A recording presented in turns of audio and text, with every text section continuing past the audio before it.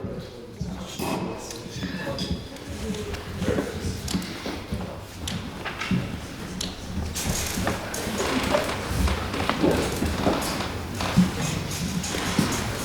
of the House, it is my pleasure to welcome you to the Old McMorty Hall for the book launch of the Literary and Scientific Society.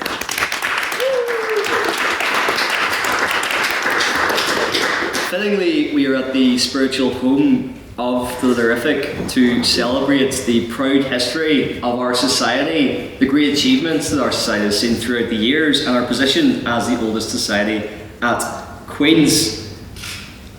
As a compilation of the tales of our past which have made us the society we are today, I am joined by two great custodians of our society who are President-Emeritus Mr. Daniel Toft, HLM, and former Secretary of the Trust and Trustee of Literific Mr. Ryan Hoey.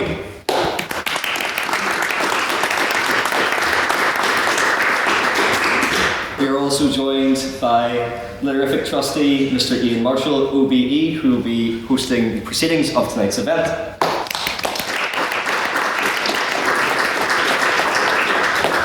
And with that, it is my pleasure to call Mr. Ryan Hoey to the podium, and can I say, I hope you sit back, relax, and enjoy the official book launch of 175 Years of Discourse at Queen's, the story of the Literific. Thank you.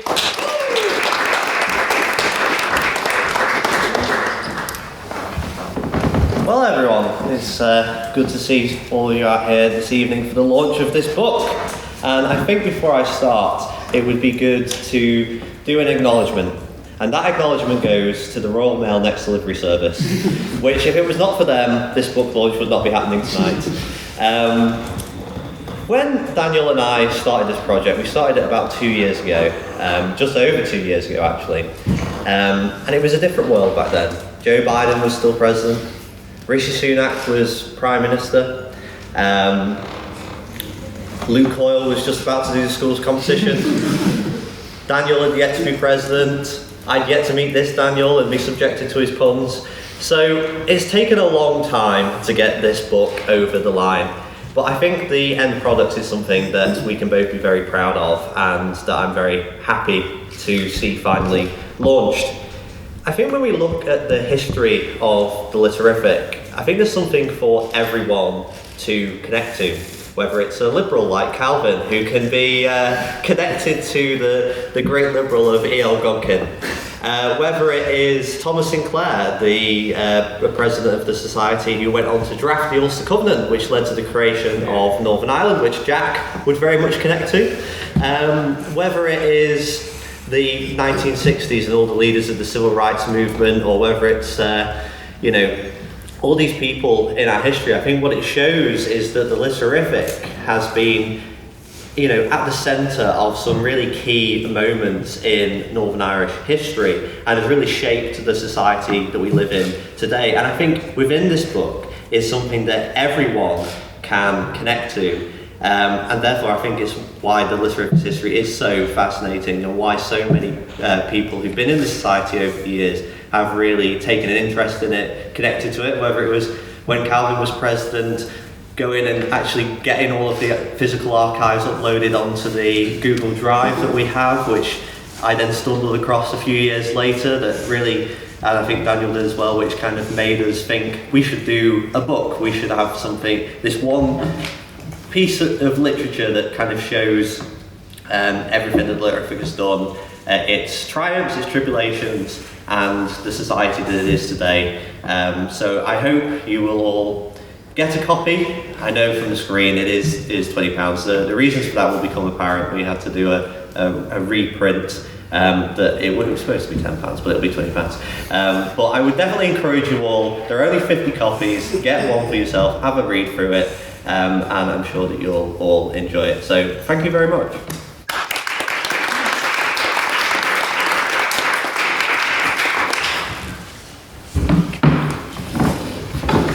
Ladies and gentlemen, Daniel, Ryan, listen, it's lovely to be invited here to conduct this part of your event this evening. I suppose it's interesting, I've known Daniel now for quite a while, and we actually work together in business and do other things together. And he told me about this book and I thought, well, that's quite interesting, but I'm not sure it would be my thing to read. So when he asked me to do this, and anyone who knows me knows that I love to talk and I love to debate, and I love the work that the Literific do, and it's so important. But he told me about the book, and he told me about the book launch, and he had did something that was very decent last night, or just last night. He sent me a digital copy so that I could take a look at it. So I was in Westminster last night. I was late back, and despite my best efforts to get back to a very cheap room on the Edgware Road, the London Transport decided to strike yesterday. So I got out the Jubilee line, we closed down the Bakerloo line, and a half an hour walk to Edgware Road.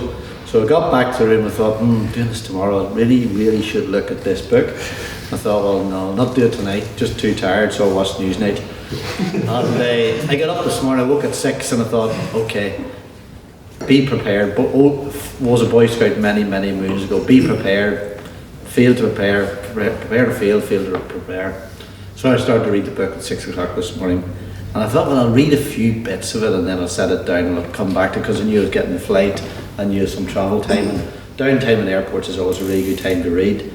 But I kept reading, and I kept reading, and I kept reading, and I set it down, finished in one run through. I thought, that was a really good read, and a really enjoyable read, because it's much more than just the Literific. It's a very concise insight into how things have changed here in Northern Ireland, how society has changed, how we've evolved, how we've developed over the years.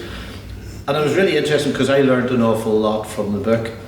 And when I read at the start, you realise just how society has changed. And if you go back to the inception of the Literific, certainly the demographic of people, of students at Queen's, was completely different to what we see today. It certainly wasn't potentially reflective of society, and it certainly wasn't reflective of the gender balance, that's for sure, but it wasn't reflective of society. And I think as we move towards where we are today, with the toxicity in politics and in society, with everyone being pigeonholed into left and right and green and orange, and the digital media culture that we all live in, and unfortunately we all live in social media bubbles. And it's very interesting because I spoke to someone today about a very topical event, and the person I spoke to doesn't do social media, and they had no knowledge of it. And we sometimes make the assumption that because we are on social media and we're reading this stuff on Twitter and Instagram and TikTok, that everybody must have. But to be honest with you, there's a big chunk of people who have nothing to do with or no interest in social media. I think where the Literific is so important, it gives us a platform and a space where we can respectfully debate and discuss contentious topics, and that's become really important.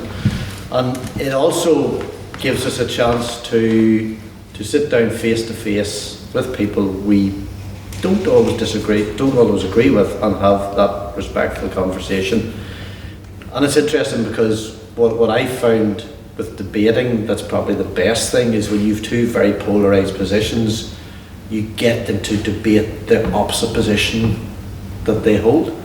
And it's really good because it really makes you think. And I've said this before to the Literific, my favourite book is the Harper Lee novel, To Kill a Mockingbird, and the Atticus Finch line in it. To understand someone, you've got to get inside their skin and crawl around in it. So if you're arguing with someone or debating someone who's completely diametrically opposed, and I've had this in Northern Ireland politics, in British politics, I've had it in political lobbying, you've got to see things from the other perspective, and you've got to understand it from the other perspective, and that's how you resolve things. Because there's a really good book I read once called Never Splitting the Difference, and it's The Art of Negotiation. It's by a former FBI agent, and it's really good because he says you have to see it from the other perspective and know what the other person's values are. So it's the same with politics, it's the same with debate.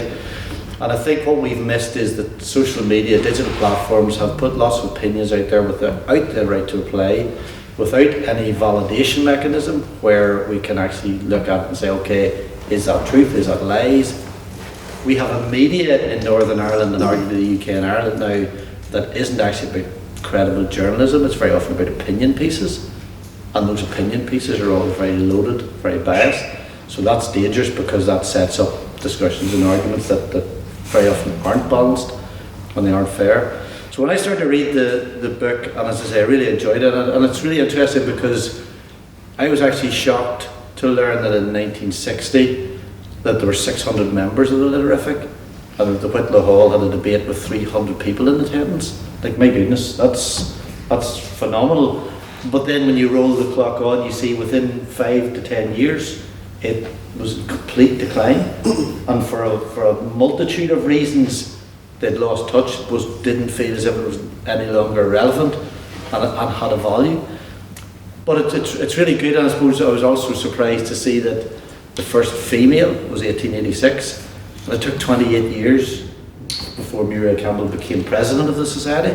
So it was 30 years of change, albeit splayed over a glacier to make that change, but it has happened. And when you look around the audience tonight, you look around the people here, and I'm sure your members, it's much more balanced.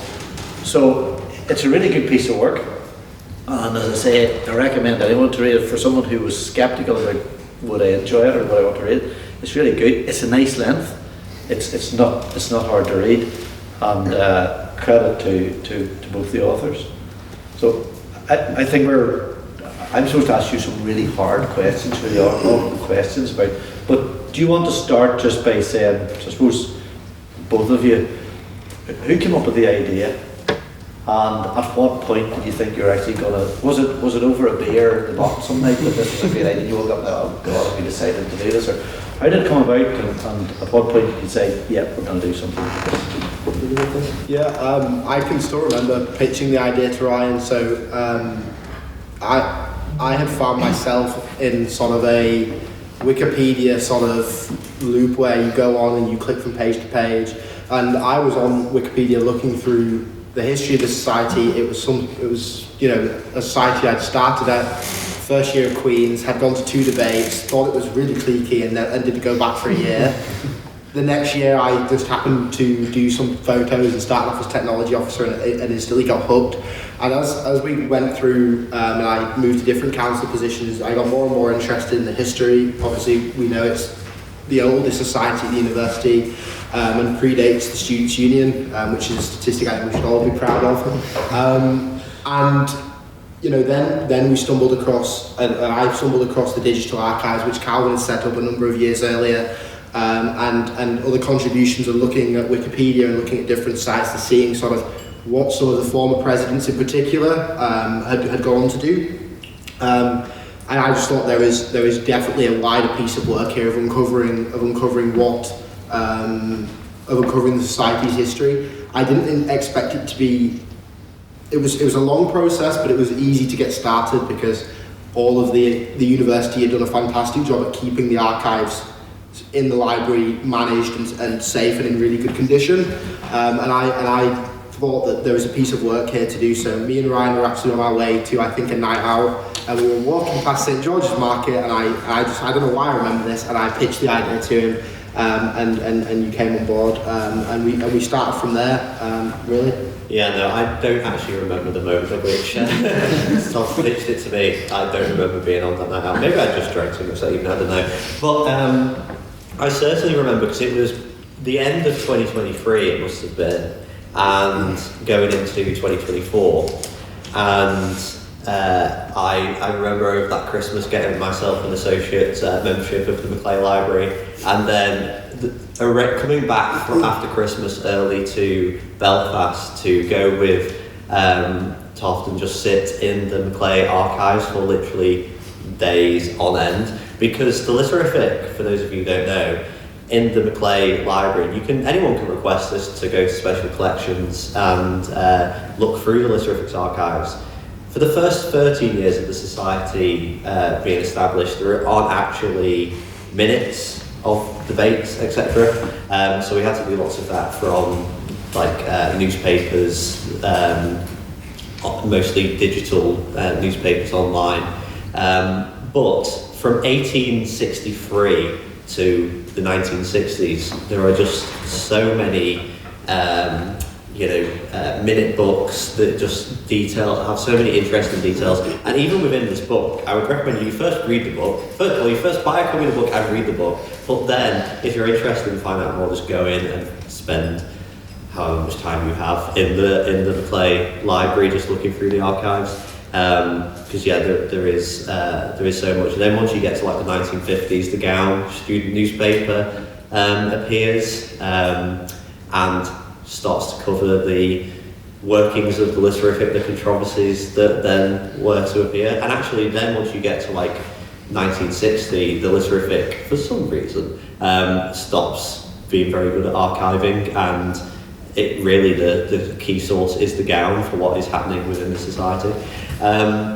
So yeah, it was just that January of 2024, just before Queen started back again, and just before I started back at work, me and Toft just looking through the archives for ages. It was the 2nd of January, and it was 5 days from the 2nd of January because neither of us had anything to do whilst, from that period of time. So it was a long slog in the library, but one that opened our eyes to the society's history and proved that there was sort of a book in all of this. And that's, we got into drafting pretty fast after that process, and just the sheer amount of material and the decisions on what you include, what you don't include, and what makes up a page or a section, and what kind of is just sort of a note. It's worth noting as well, before we started this book, there wasn't actually a complete list of all the presidents from 1850. So that was probably our first task, was just going through and saying, all right, this person's down as a president. There are some ambiguities at some point about whether this person was a president or was just standing in his chair, etc., etc. So I would say to Elliot next year for the minutes, make sure you're very clear on what everything is going on, because there might be someone in 175 years who decides to do a book on the society, and it would be good for them to have good archive material. Yes. So it touched on the fact that the popularity and the successes kind of ebbed and flowed from very high to right on, and then it disappeared for a while. And barring you want to create some drama, for example, maybe the PSNI would come and arrest someone, that would be pretty good. That's worked before when the the police service have taken someone out. Or barring someone gets expelled from the university. What do you think you learned from what you've read about what's going on in the past that you'd say to current members and future members? What do you think are the things that keep popularity, keep it relevant, and keep it in good stead?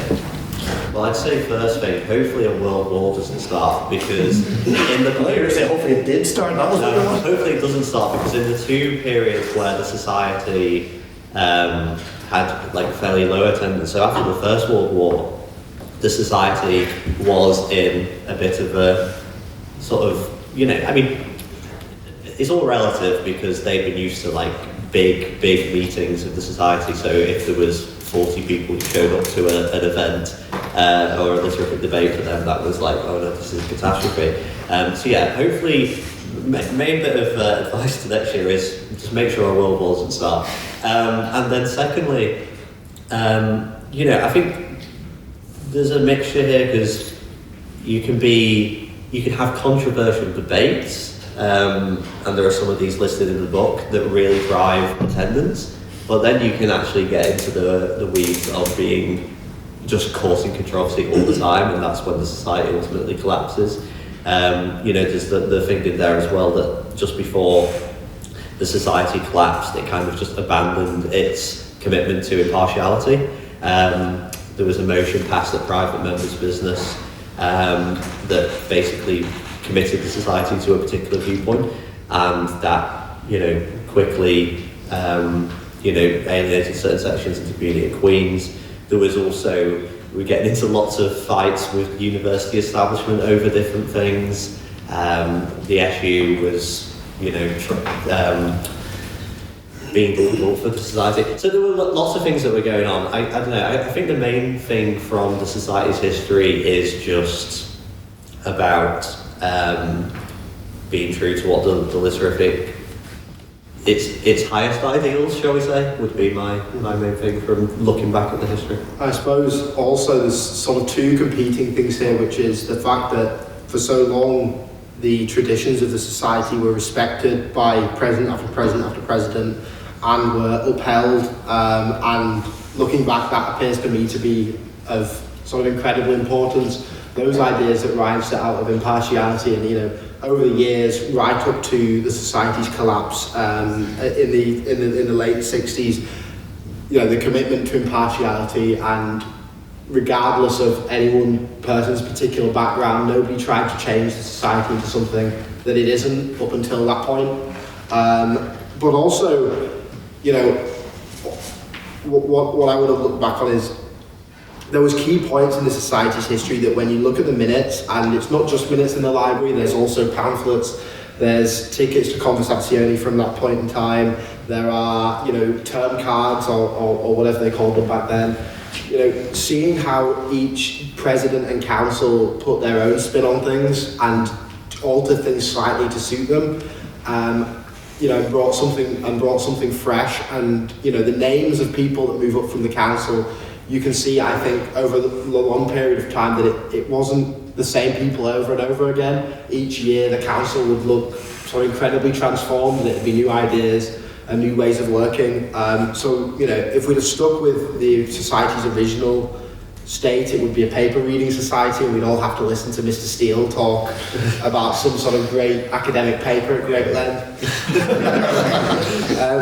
So whilst also maintaining the core fundamentals of the society, which preserved it for so long, and then changing those, or sort of tinkering with those, killed it for a while, not also being scared that a new council would bring its own spin on things. And I think something that really stuck out to me is reading the minutes and going through the minutes, you can work out the different personalities of people that have come up through the societies, from sort of the radical change maker types to the more conservative ones. And there's always sort of every 5 or 6 years, there's always that sort of one person that comes in. You can just tell that they were sort of a bit of a maverick and a radical sort of, he was an MP for West Belfast, Thomas Tevan, and he died, I think, at 27.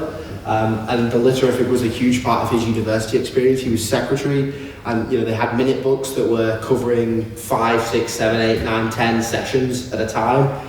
And when he took over, he started signing the minutes. He took over mid-section, so he started signing the minutes in his session onwards from when he took over, but he also went back and changed all of the ones that he didn't agree with. And it just shows, I think, that the amount of different personalities that were in the society that all added something, and you can really see the contributions that each different president or member of council made.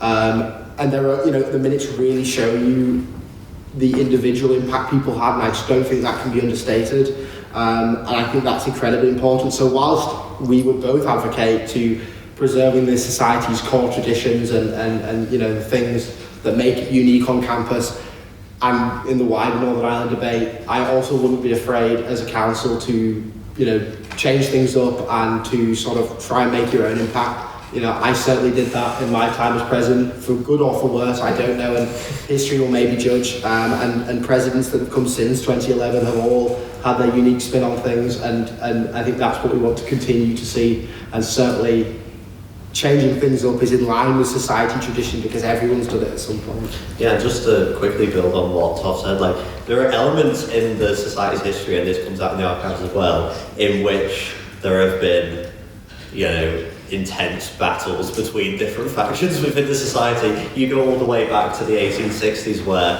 there was a Literific council elections became hotly contested. I mean, I'm sure I'm not this is not familiar to everyone in this room, but there was a faction within the society that kind of split off and formed a historical and critical society, which was made up of the society's more conservative members that ran for 4 sessions and then re-subsumed into the society. There was the Junior Debating Society, which formed into the Literific, which then started to move the Literific away from paper reading to debating. And then you go into the 1950s, and there was a group within the society which were termed the Literific Rowdies, who would get up at every private member's business and vigorously attack the president of the day and the council. So, throughout the society's history, it's, the core part of it is discourse and debates. There are going to be clashes, but I think ultimately it almost always works itself out, except when it didn't and the society collapsed in 4 years. But anyway, there we go. As you read it, it sounds frighteningly like political unionism. In other words, didn't agree with the Literific, they set up another group. So it's sort of familiar. You touched on something, Ryan and Daniel, both. You said about the university and their involvement. If you look at your university masters, do you think that they're not involved enough with the Literific? In other words, they could support it more, promote it more, and assist it more? Or do you actually think they've been a bit too controlling at some points? What do you think the university's role in the Literific has been, or what you've learned and what you've studied? Yeah, no, I could do the historical. So it's really interesting that in the society's history, when you go back to, and there's a patron section on the one of the pages of the book, the Chancellor and Vice Chancellor both used to be patrons of the society and would support the society in different ways the university would. Then you get up to the 1960s and the people within the society at that time wanted to really be adversarial towards the university, and then I think that kind of destroyed that relationship for good or for ill. So I think that the university has been supportive of, there's been certain events that we've done recently, whether it's Mary McAleese or the Theresa May event, that couldn't have been done without the support of the university. And also, it's not the university's role necessarily to be active. It's a student society at the end of the day. It's, up to the students to shape it, and the university should be there to add value where it can. And we've obviously got sort of, certain individuals from the university on our trust, for example, that can be called on from time to time to support the society. But yeah, it's about getting the balance right.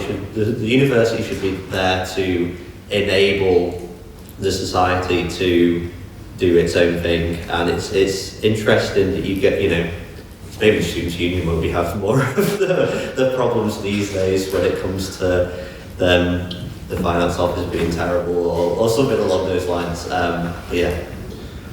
Just sort of historically, I think the university's involvement in society has ebbed and flowed and peaked and troughed and that sort of thing.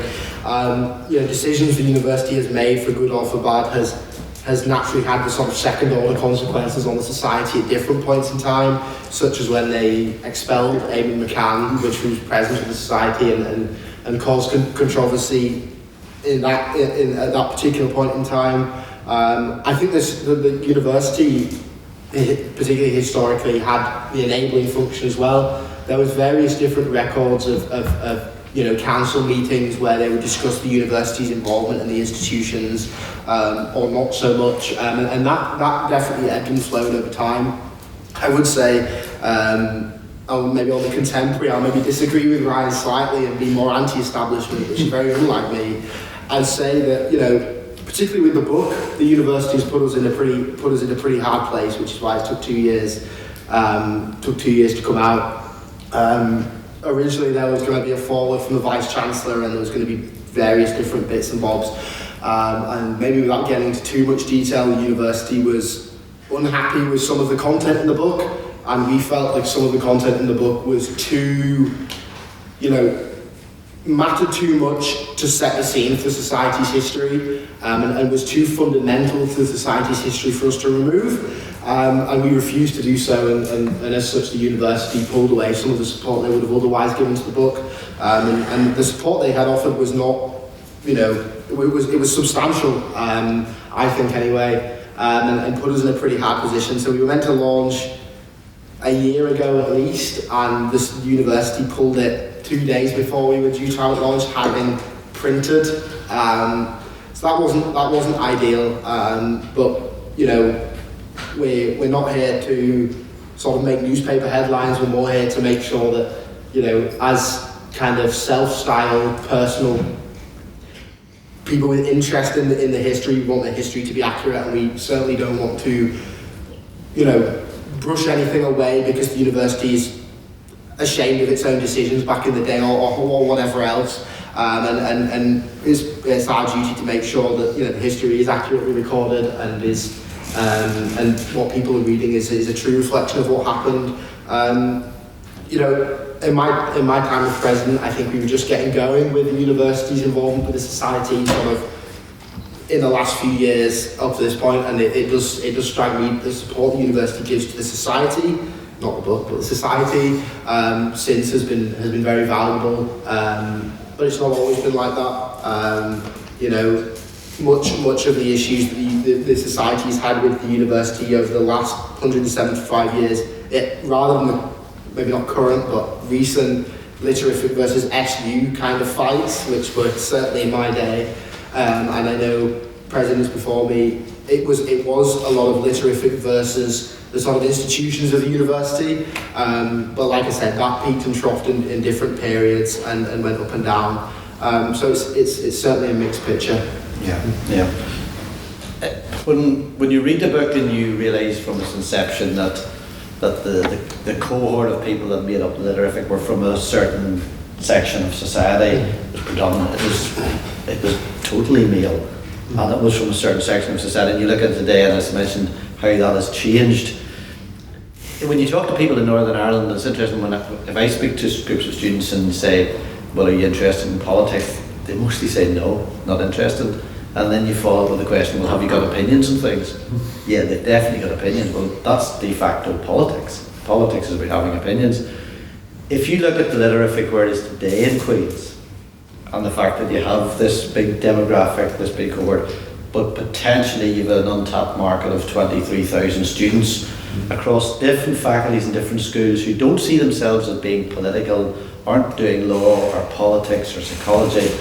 How do you think that the Literific could tap into that audience better? Because, I say, you've got 23,000 people on campus who are faffing about for a lot of their evenings and could be here, and I'm darn sure when there's a protest at the front gates of the university, everybody's political. How do you think you could tap into that? I suppose there's a few things. The society, in comparison to sort of the rest of society, this society was progressive in its day. If you just look at the dates of sort of the first female president and different sort of events in history, the society's always led. I think it's fair to say it's obviously had its own sort of various chapters of discrimination and some of the dark sides, and I don't think we've hidden away from that. It's a sort of true reflection of society's history, but it's definitely always been leading. But some of the key things that were, and I've said already, in my first year at Queen's, I came to 2 debates, and it was like in the David Kerr building, and it was appalling, and it was so cliquey, and it was maybe just me being kind of socially awkward, and I didn't go back for a year, and I thought, like, no chance, it didn't matter what the topic was, and I was a politics student and everything else, and You weren't to be English lad, no? Well, it might be just the English thing, but He's not English, he's Yorkshire. That's state in its own right. I suppose what it was from then to how it is now. I think the society, even in the last 5 years, has come on such an incredible journey of reaching out to people beyond the usual sort of politics and law. And obviously those two and maybe a few other subjects dominate, but particularly when I don't know really anyone here, but like when people tell me the sort of type of people coming to Literific now, it's key that I think in the last year it's really been transformed, and the council at the minute have I think made a very positive effort in bringing people from different courses, and that's that is incredibly important. You can see in the society's minutes just how sort of politics and law focused the society was for such a long period of time. But there were students, maybe sort of in the latter years before it was dissolved in the late 60s, or adjourned is maybe a better word, that other students were coming through to the society, and it had started to break through. Eamon McCann was a psychology student, for example, and other presidents did sort of courses that maybe either don't exist anymore or are certainly not politics and law, and the society back then tried to tap into that, and the current council I think and maybe a few councils before have succeeded in bringing a wide range of people, but it is so incredibly important. And the collaborations the society does now with other societies, so I'm told, is, I think a key point is a key sort of element of that. And these perspectives that people bring both to be members but also on council if they get to it are so important, and getting out there to other students outside of the bubble. So like you said, when you boil it down to various issues, everyone becomes political regardless of what they choose to study. Yeah, no, it's interesting on like the law and politics point, because when the society collapsed, there was the Union Debating Society that took over from 1967 till the early 2000s. I think it's not actually clear in the archives when it. Yes, I saw the 6-7 thing. That's just the year in which it collapsed. Anyway, but yeah, and then what was created in its place when it collapsed in the when the Union Debate Society collapsed in the early 2000s was the Debating and Mooting Society, which was part of the Law Society. So all of it was tied up within law. So then when the society was re-established as Literific in 2011, it created that opportunity for those who are not just politics, law, to get involved. And I think, there are lots of things the society can do, and there's lots of lessons the society can take from the book, and periods of history that you can read into different things. It is about reaching out to other societies on campus. It is about holding debates on issues that aren't just around politics, but are maybe tapping into the what's happening in society at that moment in time. But it's also about just not making it, that's kind of what Daniel touched on, not making it a clique, turning it into a big super clique, where that's what I think has been done quite effectively in this year and in some years gone by, is you, at the first, freshers and the early few debates, you really put a focus on bringing the freshers into the society, and then you create that community atmosphere in which you build up the Literific super clique, and then still project outwards the welcoming nature of the society and try to get people on board, and just keep an eye out for those opportunities where the society can add value, can get its name out there. Because, the Literific is great because it's called this the Literific, it's got all this history behind it, but it's also called Literific, and when you first hear Literific, you don't automatically think, oh, that's the debating society. There's a weird thing with Irish debating societies, both here and with the LNH at UCD, the HIS, the Phil, the Lit and Deb. None of them say what it does on the tin. So, you have to put that extra effort into explaining what the society's about. And it's not just a debating society, it's so much more than that. And I think, that's brought out in the book. But it's also just brought out by, I think, lots of the experiences of people in this room. I'll maybe just add one thing before we carry on, if you don't mind.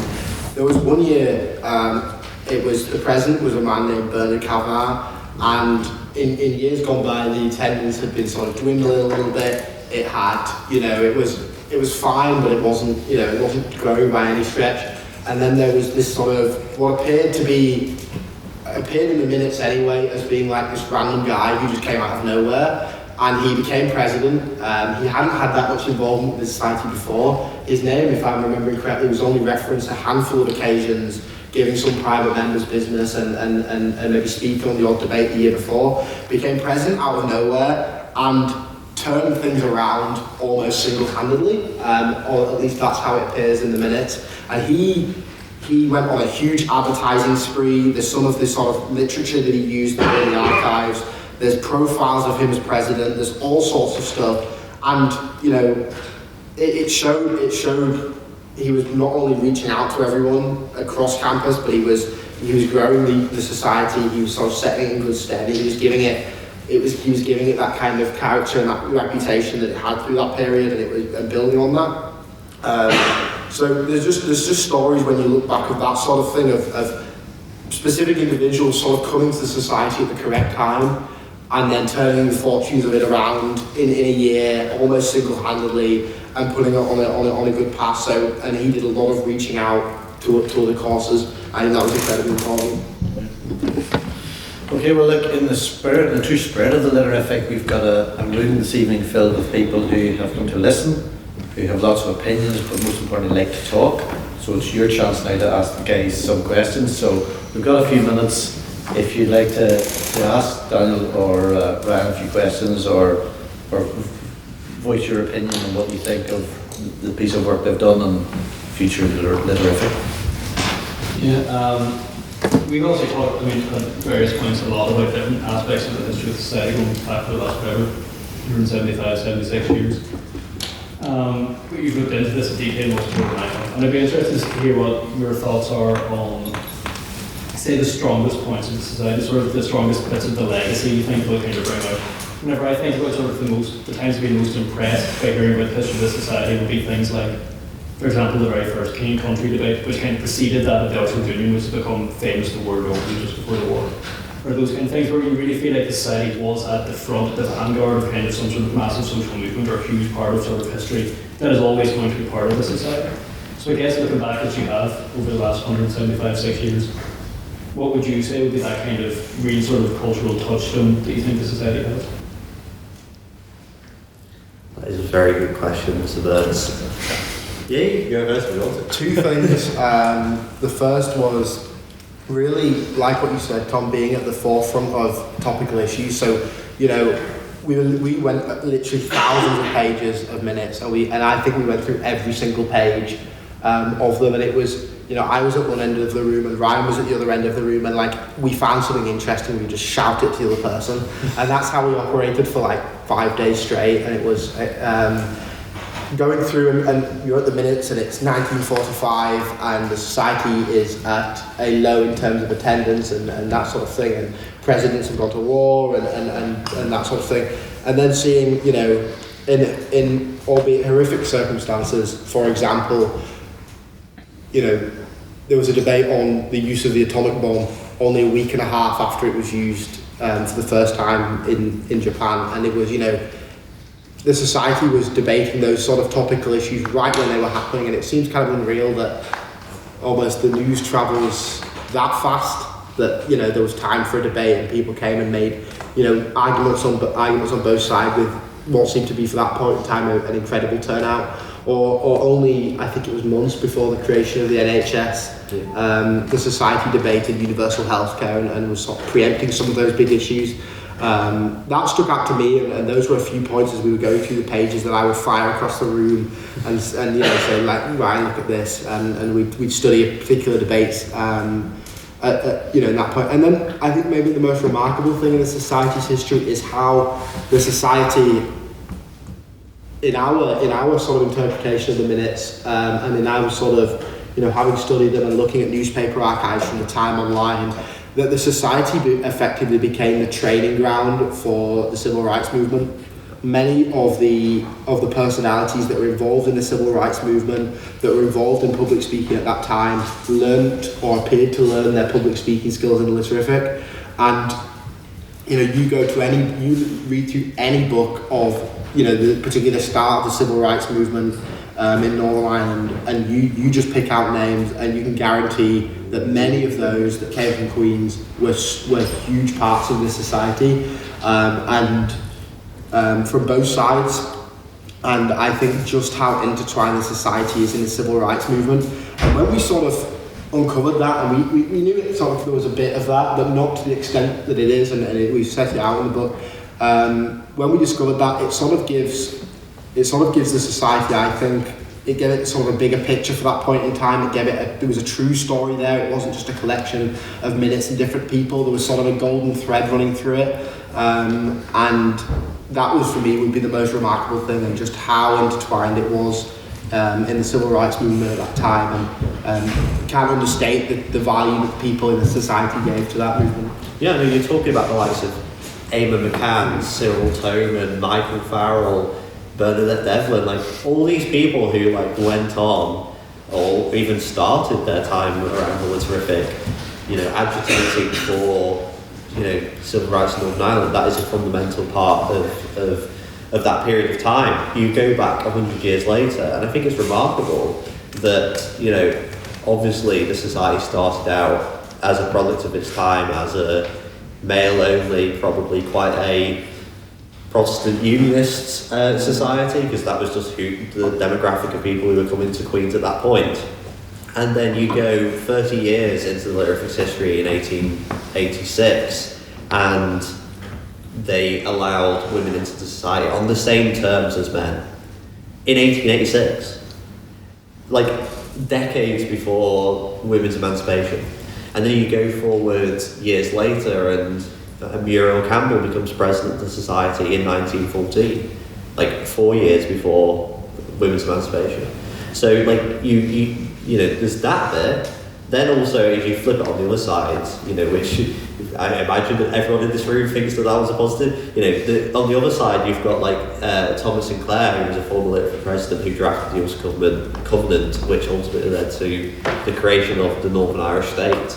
And then you go forward further in its history, and the Literific has members that are leading in the civil rights movement. So within this one society, you have so many different periods that kind of reflect, you know, the society in which we were living. But I mean, you've there, Tom, just touched on that one period, like the interwar period around the King and Country debate. But there were so many different debates, and obviously the Literific got that question right, the Oxford Union got that question very, very wrong. But there were a number of debates in this period that kind of touched on the growing war. You know, we could tell that we were about to go into war. So there was the society defeated heavily in motion in 1934 that this House abhors the advent of Jewish refugees to this country. I think it's pretty good that the society was on that side of things. You know, you had the Lord Dufferin, not the first Lord Dufferin, but like his grandson, who came to the society and sort of did a lecture on foreign affairs in which he warned that Hitler was releasing forces which would refuse to be controlled and cause grave danger to peace in Europe. You know, we then passed a motion saying that the British government should demand an immediate action against the persecution in Germany, that we should demand an immediate and complete boycott of fascist powers. So like throughout this period, the society was just debating some of the most topical, relevant issues and coming out on the right side of the motion. Okay. Another question? So we've heard about a couple of interesting periods. If you each had to choose one specific period to recommend us do more reading on, whether it be applicable to the current state of the society or even our entire society as a whole and outside of the uni, which would you choose? Go first again. Yeah, you go first. I'm a reflective thinker. Certainly the most interesting part is in the 60s.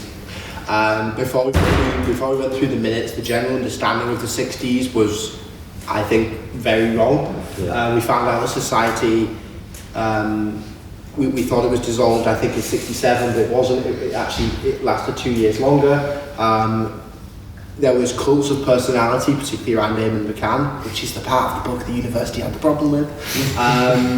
And there were all sorts of sort of politics at play at that time, and how individual personalities, and we spoke about how that's been a good thing overall for society, but at that point in time, I think individual personalities and sort of those dominating figures were an issue. There's bits in there of how the society was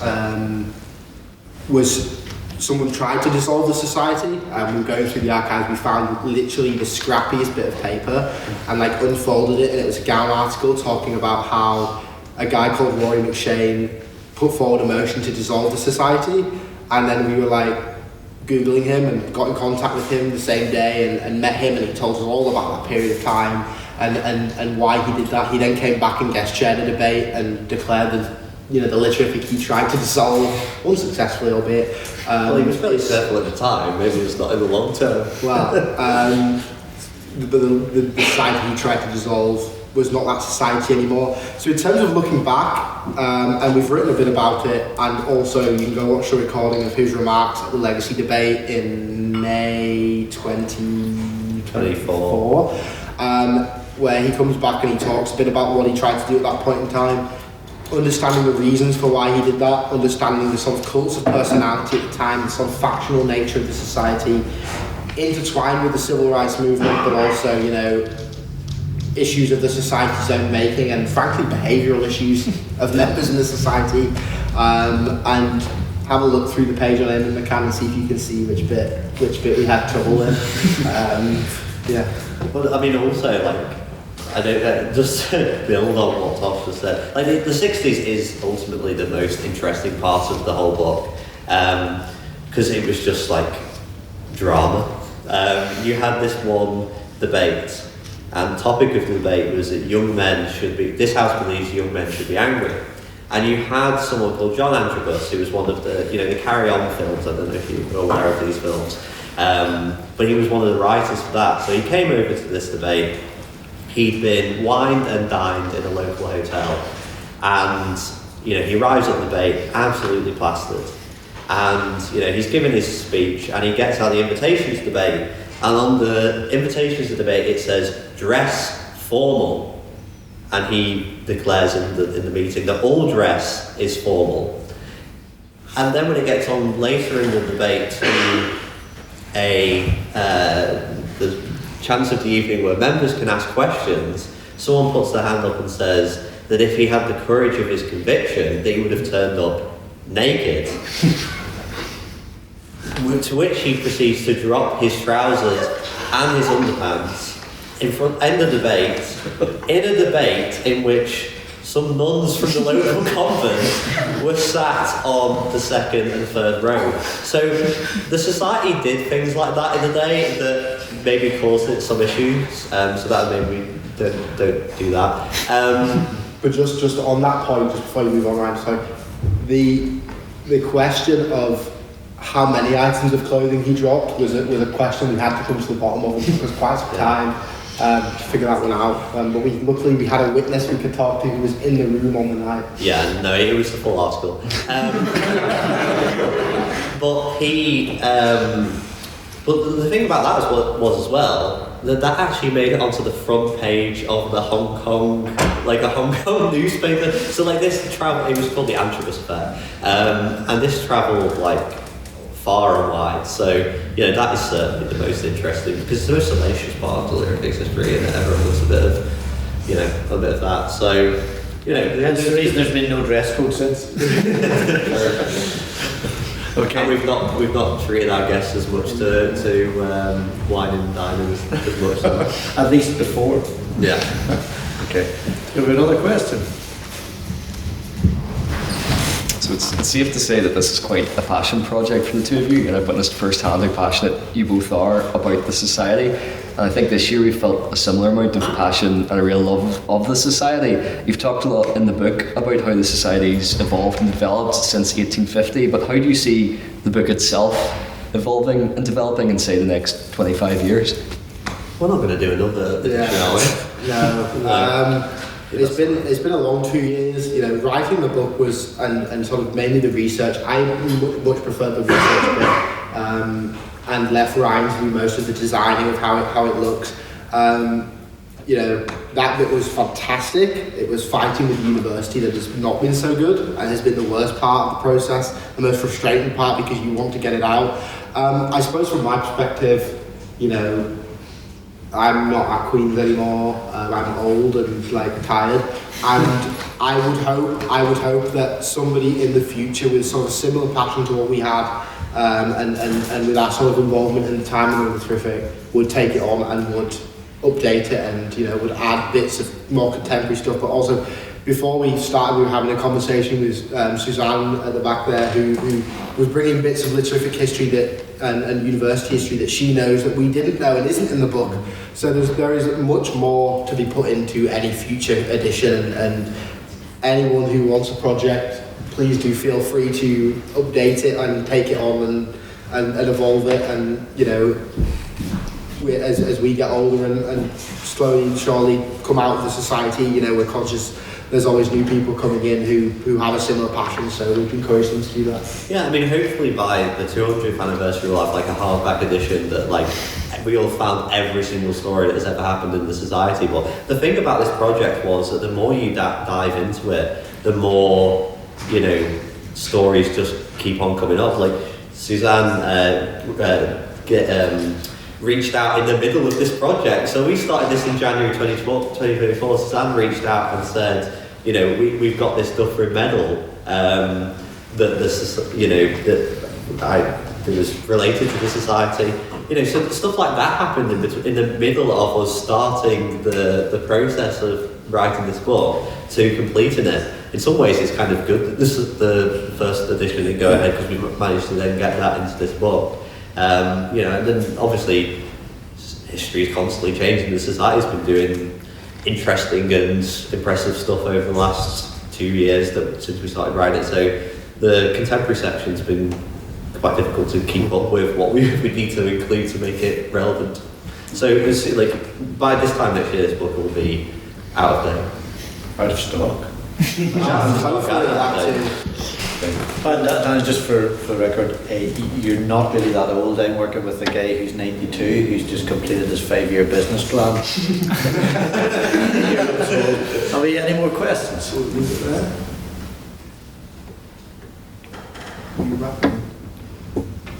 Okay.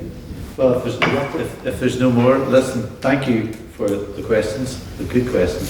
Thank you guys for doing the book, for taking the time and the effort and putting the energy into to convey it. It's interesting because when you read the book, despite it covering a period when it wasn't digital media, when it wasn't about communications that we have today, it was written press, it was radio, it was in later used television, Northern Ireland was a metaphor for what was going on in the rest of the world. So the civil rights, the unrest in the late 60s wasn't something uniquely Northern Irish. It was happening in the US, it was happening in France. So it was really good, and you're right, because it's startling to see some of the debates that the Literific have had, and it's really important. I think based on the fact that debate and discussion and conversation is going to be so important, we're in a living society now where people are vocalising their anger and their concerns and venting it through the wrong channels.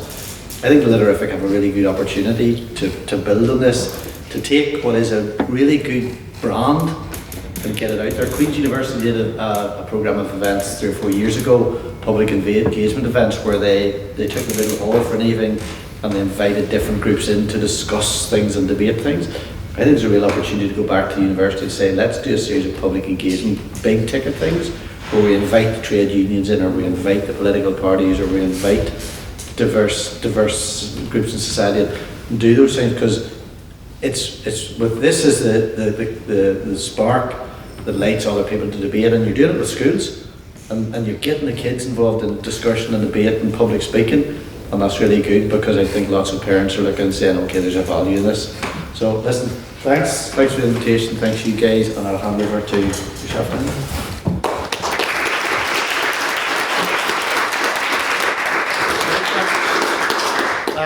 Just want to wrap up. Please feel free before you go, if there's any wine left, do demolish it. Don't leave the university anything so they can make a profit after they've taken out profit. I just want to say thank you to Ian for coming and hosting it. Obviously you've been travelling and it's been an incredibly long day for you. We really appreciate you coming along and hosting it, so thank you very much, Ian. Ian has been a strong supporter of the society. Originally met when you debated, I think, twice for us in my time, one down in Dublin and one up here, and then became a trustee of the society and has been a strong support throughout, and a friend and mentor to me, of which I've really appreciated. So thank you very much, Ian. And then also, I just want to say a thank you to Ryan for putting up with me for so long. I've not been the easiest person to work with. I like things done a particular way, and he knows this, and some of the others in the room will know this. So thank you to Ryan. Look, we've got a few copies at the front here. We're looking to make sure everyone knows the society's history.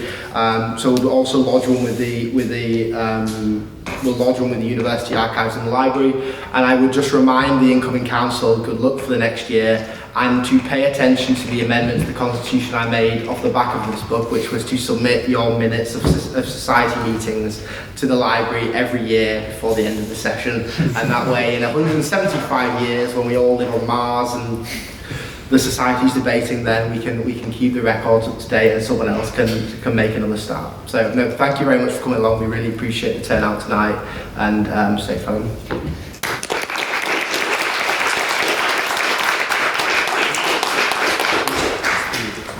As And we also like to invite Suzanne up to the front to talk about this very nice trophy that she has donated to society. Maybe talk a bit about her dad, who was a president of society in the 1930s.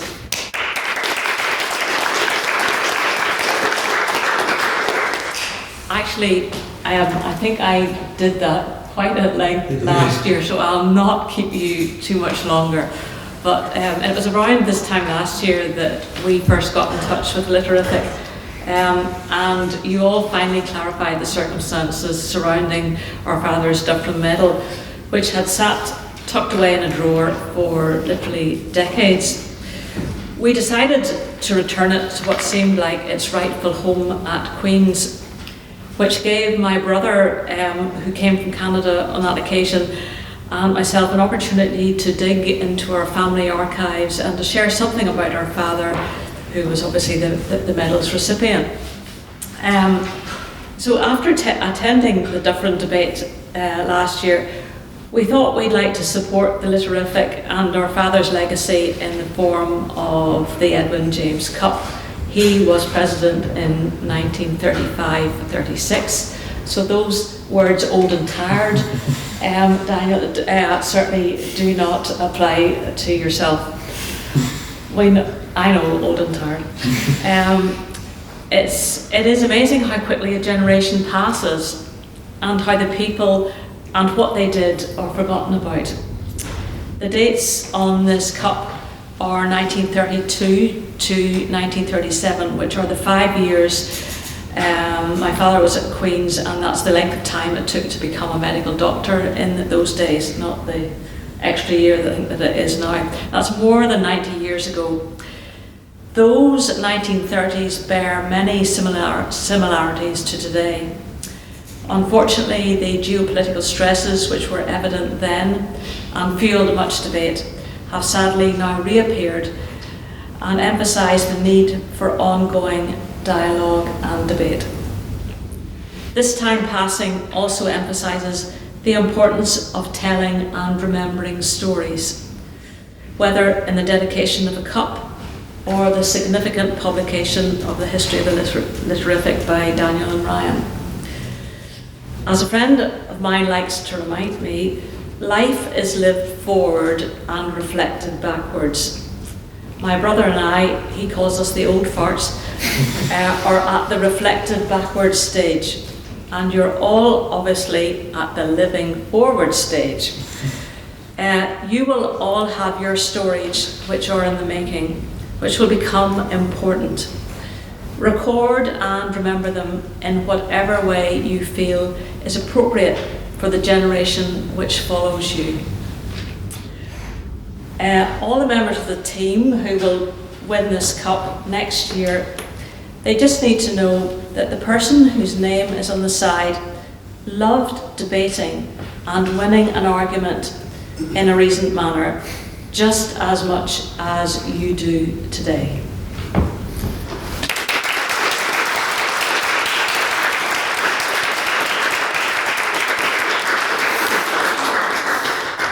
So here we go. There's enough for a bottle in here for a team, whoever wins. Yes, I'd just like to thank you very much, Suzanne. Yes. Not at all. Thank you. Because I know Daniel likes to make sure that there's a cup for every occasion. Yes, so as Suzanne was saying, if you'd just like to stay in the front, actually, we'd like to thank you on behalf of the Society for your very kind family donation of the Edwin James Cup. And as Suzanne mentioned, this cup will be going to the winners of the team competition for the Dufferin next year. And as you already alluded to in your speech, there are two testaments to the history of our society on this very table, and these are motivation for you to continue to get involved, to be in the next book for the next 175 years of the society, and to get your name engraved onto the Edwin James Cup. So I think that's a testament to everyone's passion, everyone's love for Literific, to keep getting involved, to keep being part of that history, because we are living history. And finally, I'd like to thank Suzanne Martin and the Martin family for your very generous donation. I'd like to thank Daniel and Ryan for their testament to the Society in the form of the book. And once again, I'd like to thank Mr. Ian Marshall for chairing tonight's debate. I'd like to thank you all for being part of the history and your support of the Society. Here's to 175 years of Literific, and here's to 175 years more. I call this book launch adjourned. Thank you.